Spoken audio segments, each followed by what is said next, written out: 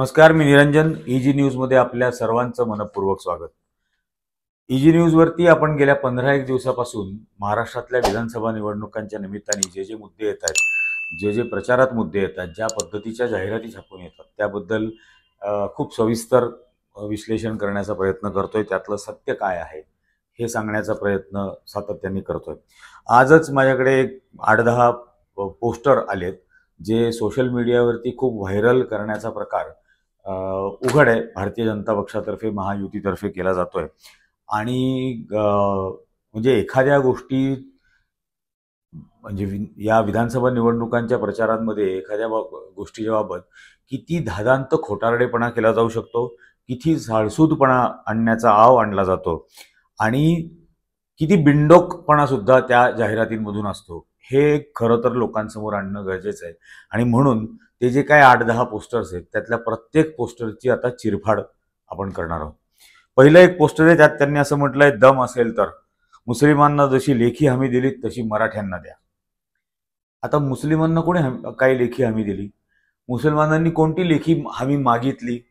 यातलं काहीही प्रकार घडलेलं नाही. त्यामुळे हे पूर्णपणे खोटारडेपणा याच्यातला आहे. उलट मराठा समाजाबरोबर महाराष्ट्रामध्ये या गेल्या काही महिन्यांमध्ये, दीड वर्षाभरामध्ये मराठा समाजाच्या आरक्षणाच्या मागणीसाठी मनोज जरांगे पाटील हे जे आंदोलन करतायत त्यांच्याबरोबर कसा फसवणुकीचा खेळ खेळला गेला. वाशीमध्ये एक काय ऑर्डिनन्स पाठवून दिला, त्याच्यामध्ये फसवणूक केली, त्यानंतर आजतागायत त्यांची फसवणूक केली जाते, संपूर्ण समाजाची होते. तर ती खरी पार्श्वभूमी याच्यातली आहे. हा जो मुस्लिमांना लेखी हमी दिली, हे मी ज्यावेळेला शोधायला लागलो तेव्हा मला असं सापडलं की मुस्लिम पर्सनल लॉ बोर्डचे जे माजी प्रमुख होते आणि जे आता त्याचे प्रवक्ते आहेत मुस्लिम पर्सनल लॉ बोर्डचे, मुस्लिम पर्सनल लॉ बोर्ड हा खाजगी बोर्ड नाही. मुस्लिम पर्सनल लॉ बोर्ड हा केंद्र सरकारची मान्यता असलेला बोर्ड आहे. त्यामुळे मुळात पहिला हा भ्रम दूर झाला पाहिजे. दुसरी गोष्ट, त्याचे ते प्रवक्ते म्हणून काम करतात. खलीलुर रहमान नोमानी हे त्यांचं नाव आहे. ते आधी मुस्लिम पर्सनल लॉ बोर्डचे प्रमुख होते. आता खलीलुर रहमान नोमानी यांनी शरद पवारांना एक पत्र पाठवलं होतं आणि त्यात त्यांनी असं म्हटलं होतं की महाराष्ट्रामध्ये 23 ते 25 मतदारसंघ असे आहेत जिथं मुस्लिम उमेदवार निवडून येऊ शकतो, तर त्यांना तुम्ही प्राधान्य द्यावं अशा मतदारसंघांमध्ये, आणि त्याची यादी वगैरे त्यांनी दिली होती. याच्या व्यतिरिक्त त्यांनी असं त्या पत्रात दिलेलं होतं आणि नंतर त्यांनी जे पत्रक काढलं त्यातही त्यांनी म्हटलं होतं की महाराष्ट्र विधानसभा निवडणुकांमध्ये त्याच उमेदवारांना मतदान करा जे उमेदवार या देशातली धर्मनिरपेक्षता, सेक्युलरिझम हा सशक्त करण्यासाठी म्हणून प्रयत्न करतील, सशक्त करण्यासाठी म्हणून मतदारांना आश्वस्त करतील. स्ट्रेंथनिंग सेक्युलरिझम असा त्या पत्रातला तो त्यांनी वापरलेला शब्द आहे. आता या बिंडोक खोटी सर्टिफिकेट वापरणारे पंतप्रधानांचे हे जे चेले चपाटे आहेत, यांना ते इंग्लिश कळतं का नाही कळत मला माहित नाही, पण स्ट्रेंथनिंग सेक्युलरिझम याचा अर्थ धर्मनिरपेक्षतेला सशक्त करणारे अशा उमेदवारांना मतदान करा. त्यात त्यांनी भारतीय जनता पक्ष, ते टिनपाट RSS वगैरे उल्लेख पण त्याच्यात त्यांनी केलेला नाही. त्यांनी असं एवढंच म्हटलंय की आमचा विरोध त्या पक्षांना असेल ज्या पक्षांचा संविधान बदलणं हा छुपा अजेंडा असेल. आता यात भाजपला मिरच्या लागायची काय गरज होती? ते फडणवीसला याच्यात मिरच्या झोमण्याची काय गरज होती? लगेच फडणवीसांनी त्याच्यावरती काय वोट जिहाद वगैरे भानगड सुरू केली. याच्यात मुळामध्ये असं काहीच नाहीये. म्हणजे संविधान बदलण्याचा छुपा अजेंडा ज्यांचा आहे त्यांना मुस्लिम मतदारांनी मतदान करू नये असं त्यात आवाहन आहे. धर्मनिरपेक्षता सशक्त करण्यासाठी जे उमेदवार कटिबद्ध असतील त्यांना मतदान करावं असं अपील केलंय. या दोनही गोष्टींमध्ये काहीही आक्षेपार्ह नाही, काहीही बेकायदेशीर नाही, काहीही गैरसंविधानिक नाही. त्यामुळे मुळामध्ये हा जो पहिला प्रकार त्यांनी या पोस्टरमध्ये दिलेला आहे हाच धादांत खोटा आहे, खोडसाळ आहे आणि बिंडोक आहे. दुसरं पोस्टर त्यांनी असं काढलंय, दम असेल तर मान्य करा, व्होट जिहाद घडवून आणला.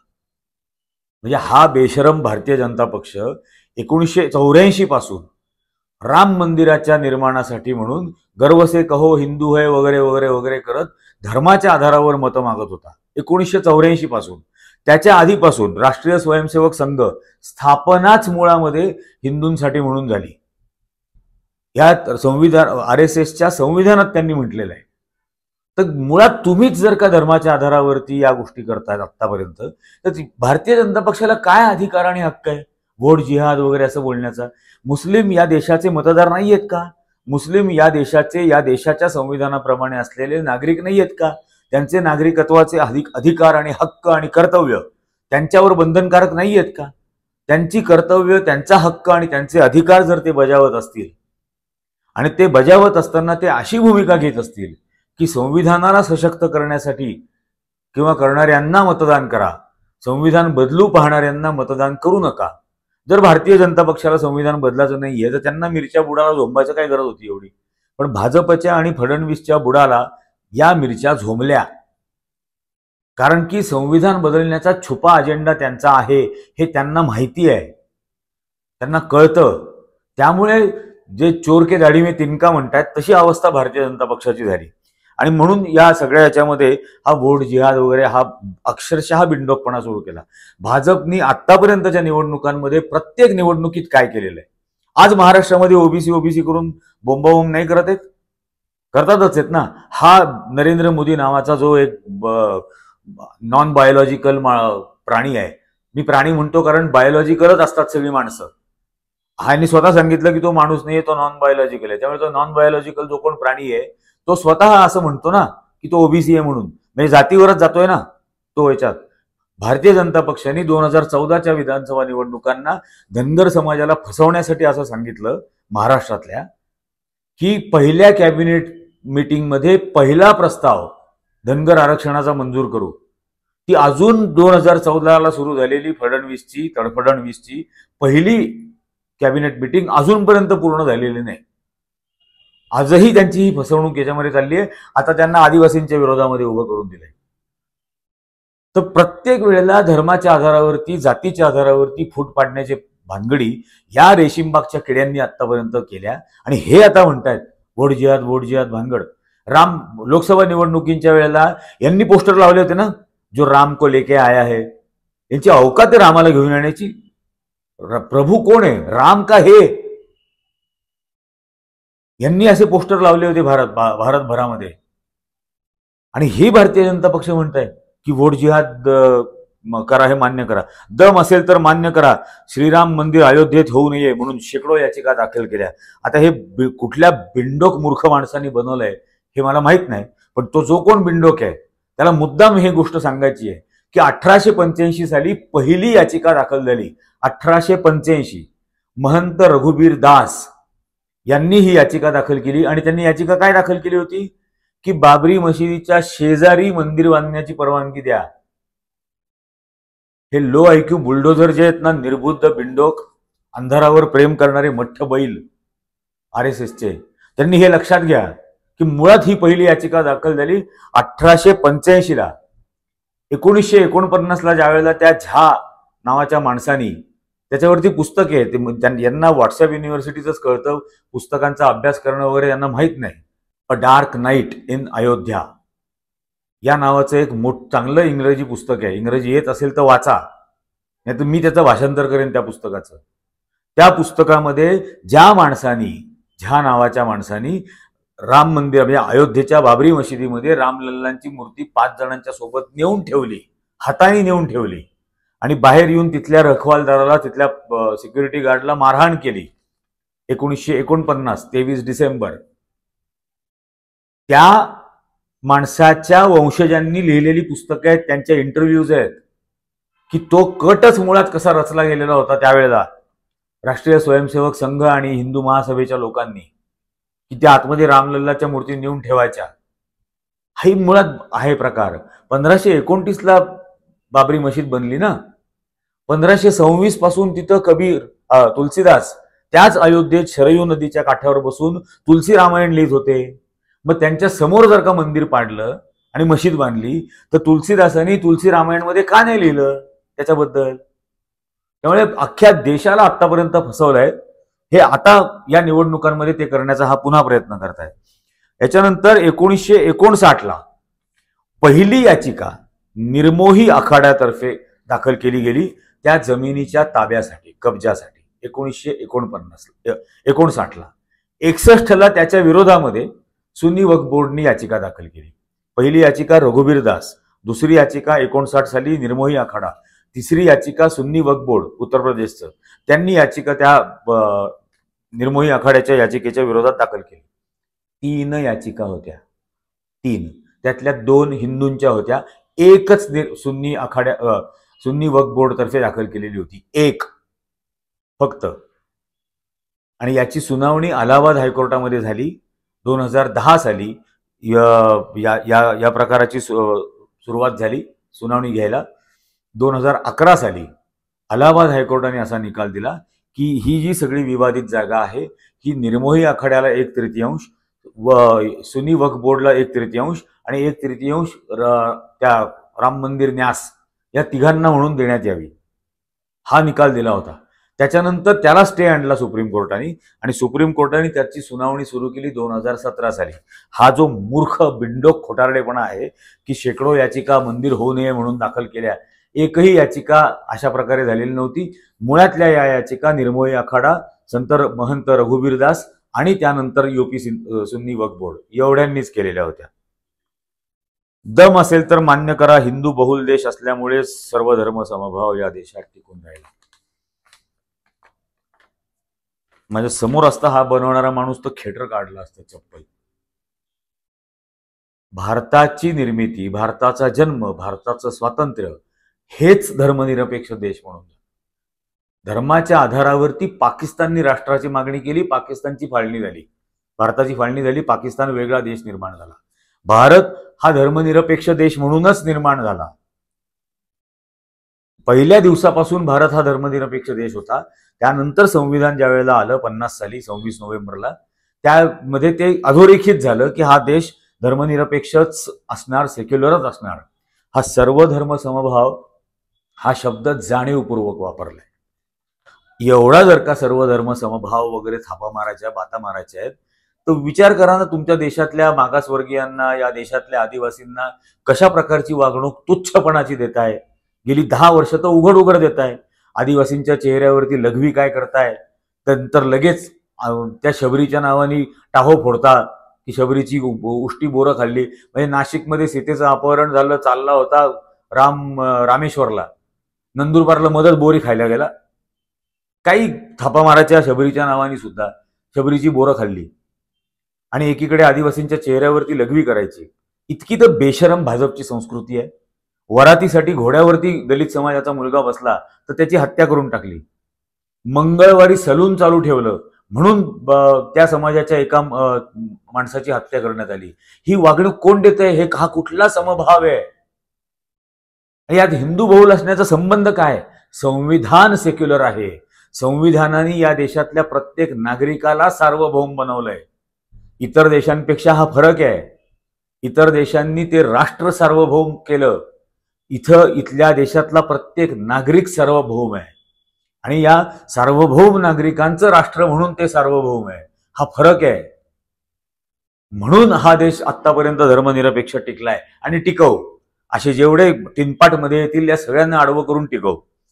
त्याच्या पुढे त्यांनी केलंय, दम असेल तर राष्ट्रप्रेमापोटी म्हणा, सर्जिकल स्ट्राईकचा अभिमान आहे. आणि मग 71 साली जी सर्जरी केली ती इंदिरा गांधींनी पाकिस्तानची सर्जरी केली, 2 तुकडे केले, त्याचा अभिमान बाळगायचा की या सर्जिकल स्ट्राईकचा, ज्या सर्जिकल स्ट्राईकचा बनावटपणा जगभरातल्या माध्यमांनी उघडकीस आणला, की सॅटेलाइट इमेजेस दिले की खाली काहीच नाहीये, जंगलामध्ये फक्त काय बॉम्ब फेकले 4 आणि भारताचीच विमानं पाडली गेली. भारताचाच अभिनंदन नावाचा पायलट हा पाकिस्ताननी पकडला. आता कशाचं राष्ट्रप्रेम म्हणायचं? 750 शेतकरी दिल्लीच्या सीमेवरती मेले, त्याचा आकडा नाही सरकारकडे. आणि 30,000 फुटांवरून रात्री 3:30 वाजता ढगांच्या आड लपत लपत त्या बिंडोक नॉन बायोलॉजिकल प्राण्याप्रमाणे जो हल्ला केला, त्यात खाली 300 जण मेले. हे मोजले यांनी. 30,000 फुटावरून मोजले, खाली 300 मेले. आणि दिल्लीच्या सीमेवरती 750 मेले, त्याचा आकडा नाही. आणि हे म्हणतात राष्ट्रप्रेमापोटी दम असेल तर अभिमान बाळगा. अजिबात नाही वाटणार असल्या फालतू गोष्टींचा. सर्जरीचा अभिमान आहे, बांगलादेशाच्या निर्मितीचा अभिमान आहे. दम असेल तर द्या घोषणा, एक सेफ आहे, एक है तो सेफ आहे. नरेंद्र मोदीला सांगा ना मणिपूरमध्ये जाऊन घोषणा द्यायला, एक है तो सेफ आहे. आम्हाला कशाला सांगता? आम्ही एकच आहोत आणि आम्ही एक आहोत, आम्ही सेफ आहोत. आम्ही छत्रपती शिवाजी महाराज, राजर्षी शाहू महाराज, महात्मा फुले, बाबासाहेब आंबेडकर, जिजाऊ या सगळ्यांची परंपरा मानणारे आहोत. सावित्रीमाई फुले, फातिमा बी शेख या सगळ्यांची परंपरा आम्ही मानणारे आहोत. ही सर्व परंपरा आम्हाला एक ठेवते आणि म्हणून आम्ही सेफ आहोत. तुमच्या दम असेल ना तर मणिपूरमध्ये जाऊन म्हणा की एक है तो सेफ है. दिल्लीत जिथं दंगली घडवल्या तिथं जाऊन म्हणा एक है तो सेफ है. नरेंद्र मोदी एक है तो सेफ है हे फक्त गौतम अदानी बरोबर म्हणतात. अजित पवार, प्रफुल्ल पटेल, तो छगन भुजबळ अशा सगळ्या भ्रष्ट मंत्र्यांच्या बरोबर भाजपची घोषणा आहे की एक नरेंद्र मोदी है तो सारे भ्रष्ट सेफ आहे. त्याच्या पुढे एक पोस्टर केलंय, दम असेल तर मान्य करा, गरीब हटाव ही निवडणुकीची घोषणाच होती कारण गरिबी अजून तशीच आहे. आता असं आहे की 2014 साली 4 ते 14 वर्ल्ड बँकेनी प्रोड्यूस केलेल्या आणि IMFनी प्रोड्यूस केलेल्या अहवालात असं म्हटलं की त्या 10 वर्षांमध्ये 24 कोटी भारतीय नागरिक दारिद्र्य रेषेच्या वरती आणले. 4 ते 14 UPA 1 to UPA 2 आणि 14 ते 24 मध्ये 24 कोटीपेक्षा जास्त नागरिक हे दारिद्र्य रेषेच्या खाली ढकलले गेले. हे सगळा बिंडोकपणा जो केला ना, नोटबंदीपासून आतापर्यंत GST पर्यंत, त्याचा हा परिणाम झालेला आहे. नाहीतर या देशातले गरीब त्या अर्थाने त्यांची आर्थिक दृष्ट्या त्यांना वाढवण्याचा प्रयत्न सरकारांनी केलाच होता. मी स्वतः रस्त्यावरती पेपर विकणारा पोरगा सरकारच्याच धोरणांमुळे इंजिनियर होऊ शकलो होतो आणि इंजिनियर झालो. आम्ही ऋणीच आहोत सरकारच्या त्या कल्याणकारी योजनांचे. नाही असा पंतप्रधान जगात कोणी पाहिला नसेल. या भारतातल्या आजच्या बेरोजगारीचं सर्वात महत्वाचं कारण हेच आहे की या देशाचा पंतप्रधान छाती फुगवून सांगतो की वयाची, तारुण्याची, कमावती असलेली वयाची सर्व वर्ष 35 वर्ष हा भिका मागून जगत होता. ज्याने आयुष्य भिका मागून काढलं त्याला रोजगाराचं काय महत्व? त्याला स्वतःचं पोट भरण्याची सुद्धा कधी चिंता नव्हती. दुसऱ्यांकडे भीक मागूनच खात होता. त्याला कुठल्याच कुटुंबाची जबाबदारी घ्यायची नव्हती, बायकोची घ्यायची नव्हती, कोणाचीच नव्हती. त्याला काय रोजगार निर्माण करण्याचं महत्व असणार? म्हणून त्यांनी ही बेरोजगारी निर्माण केलेली आहे आणि म्हणून गरिबी इथं वाढते आहे या देशामध्ये. हेच नरेंद्र मोदी सरकार सांगतं ना, 80 कोटी लोकांना मोफत धान्य पुरवतो. लाज वाटायला पाहिजे ना या गोष्टीची. त्याचा अभिमान कसला बाळगताय? दम असेल तर उत्तर द्या. 90,000 पाकिस्तानी युद्धकैदी ताब्यात असताना पाकव्याप्त काश्मीर ताब्यात का नाही घेतला? बरं झालं हा विषय काढला. 90,000 नाही मूर्खा, 93,000 पाकिस्तानी सैनिक ताब्यात होते. कुठले? जे बांगलादेशमध्ये लढत होते भारतीय सैन्याच्या विरोधात. त्या 93,000 सैनिकांना ताब्यात घेतलं होतं, अटक केली होती युद्धकैदी म्हणून. कोणाचं सरकार होतं? इंदिरा गांधींचं सरकार होतं. पाकिस्तानचे 2 तुकडे केले होते, सर्जरी केली होती. 93,000 पाकिस्तानी सैनिक हे भारताच्या ताब्यात घेतलेले होते आणि सिमला करार केला होता.